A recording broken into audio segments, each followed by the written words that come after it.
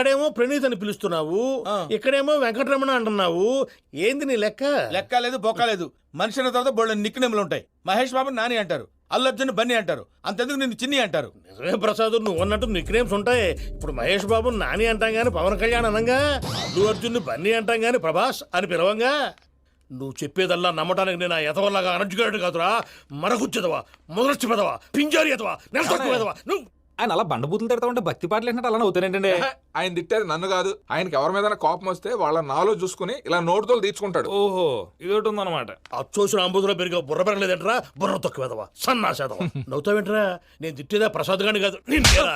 నన్నా? లేకపోతే ఇప్పుడు డీటెయిల్స్ అన్నాడు అవసరం అంటారా? అడుగుతులేదవా? ఏమండి, మీ ప్రతాపం నా మీద చూపించడం మానేసి ఆ ప్రసాద్ గారి గురించి మీ బావగారికి చెప్పండి. కనీసం మీరు రిలీజ్ అన్న అవుతారు. అలా చెప్తే వాళ్ళు నమ్మరు రామా. వాళ్ళకి సాక్ష్యాధారాలతో నిరూపించాలి. ఇక నుంచి మన పార్ట్ టైం జాబ్ అదే. చేయండి. చేయి చేసుకున్నాననేగా పిచ్చి.